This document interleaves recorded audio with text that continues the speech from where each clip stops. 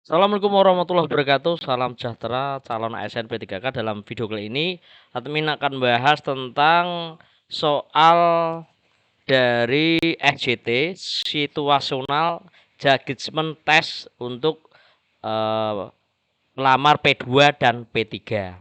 Kira-kira apa yang akan dibahas? Apa itu SJT test? Yaitu soal-soal ini akan berisi tentang mengarah pada studi kasus dan pelamar nantinya diminta menjawab dengan pengalaman saat menjadi guru. Soal yang pertama, Anda melihat rekan guru memberikan hukuman menggunakan pukulan dan tindak kekerasan lainnya. Maka dengan pernyataan ini, A. Saya tidak ikut campur sebab tidak tahu alasannya. B. Saya menanyakan alasannya melakukan hal tersebut. C. Saya menegurnya dan mengingatkan cara menghukum yang benar. D. Saya mengingatkannya melalui kepala sekolah agar ia tidak melawan. Maka jawaban yang paling tepat adalah C. Ini yang poinnya paling tinggi. Saya menegurnya dan mengingatkan cara menghukum yang benar. Soal nomor 2. Anda mendengar salah satu siswa mencemooh dengan bahasa daerah teman. Tindakan Anda A. Mereka hanya bergurau sehingga tidak perlu ditindaklanjuti. B. Seharusnya setiap siswa mampu saling menghargai. C. Saya mengingatkan agar tidak mengulangi hal tersebut. D. Saya memberi hukuman yang serius agar menjadi contoh untuk yang lain. Maka jawaban paling tepat adalah C. Saya mengingatkan agar tidak mengulangi perilaku mencemooh tadi. Soal nomor 3. Saat Anda mendengar tetangga Anda sedang bertengkar, maka Anda A. melindungi di dalam rumah, A. membela tetangga yang dekat, C. melaporkan ke RT setempat, D. berusaha melerai. Maka jawaban yang paling tepat memiliki poin yang paling tinggi adalah D. berusaha melerai tetangga yang sedang bertengkar.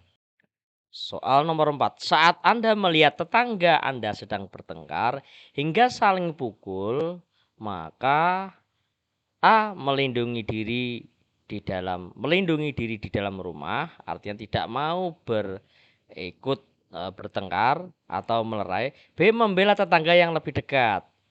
Kemudian C. melaporkan ke RT setempat. D. berusaha melerai. Ini ada 2 poin yang paling besar antara C dan D. Karena ini sudah saling pukul, maka jawaban paling tepat adalah melapor ke RT setempat. Soal nomor 5. Salah satu siswa Anda berbeda agama dari mayoritas siswa di kelas hari Sabtu. Ia meminta izin untuk melakukan ibadah selama 1 jam dan meninggalkan sekolah. Tindakan Anda ada A. memberi izin, B. memintanya menunda ibadah hingga jam istirahat, C. menyarankan untuk ibadah di hari libur, D. memberi izin jika ia bukan siswa yang bermasalah. Maka jawaban yang paling tepat adalah memberikan izin. Soal nomor 6. Kumpulan tugas siswa yang akan dijadikan bahan untuk menyusun laporan hasil belajar kepada orang tua disebut penilaian. A. Jurnal, B. Portofolio, C. Rapor, D. Produk, E. Kinerja. Maka jawaban yang paling tepat adalah B. Portofolio. Soal nomor 7. Dalam menentukan jumlah alokasi waktu pada kompetensi dasar, di setiap guru idealnya selalu memperhatikan aspek-aspek di bawah ini kecuali jumlah minggu efektif itu ya, jumlah keluasan KD ya, kedalaman tingkat kesulitan KD ya, kepentingan KD ya. Jawaban yang tidak tepat adalah ini jangka waktu penggunaan media. Soal nomor 8.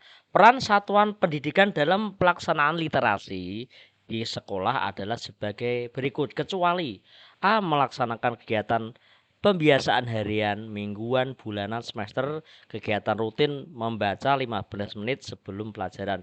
B. Menyediakan ruang baca untuk studi didik, pendidik, dan tenaga kependidikan. C. Mendorong terbentuknya ruang baca outdoor yang nyaman. D. Melakukan pengawasan dan mewajibkan peserta didik membaca sejumlah buku sastra dan menyelesaikan dalam kurun waktu tertentu. E. Melakukan analisis kebutuhan dan mengkaji isu-isu yang terkait dengan kemampuan literasi pendidik dan peserta didik. Maka jawaban paling tepat adalah D. Melakukan pengawasan dan mewajibkan peserta didik untuk membaca sebelah buku sastra dan menyelesaikan kurun waktu tertentu. Soal nomor 9. Setelah pembelajaran, guru langsung memberikan penilaian praktik terhadap siswa dan mengumumkan hasilnya. Bagaimana pendapat Anda tentang ketika ada penilaian langsung diumumkan hasilnya? A. Bagus karena guru tersebut telah menerapkan prinsip transparan. B. Bagus karena guru dapat mengetahui mana siswa yang sudah bisa dan mana siswa yang belum bisa. C. Kurang setuju karena seharusnya penilaian dipakai adalah penilaian project atau produk. D. Kurang setuju karena seharusnya sebelum menilai guru membuat rubrik penilaian dulu agar hasilnya dapat terukur sesuai kriteria. Dan E. Mengumumkan hasil penilaian di depan kelas menyebabkan siswa lemah kemudiannya merasa malu. Maka jawaban yang paling tepat adalah kurang setuju. Seharusnya sebelum menilai guru harus membuat rubrik penilaian agar hasilnya dapat diukur sesuai dengan kriteria. Soal nomor 10.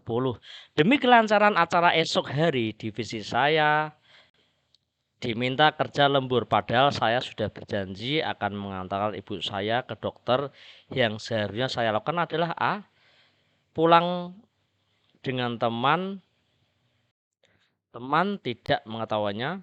B. Pulang lebih cepat dengan pura-pura sakit. C. Mencoba menghubungi ibu saya dan mengatakan saya akan sedikit terlambat. D. Lembur sampai pekerjaan selesai.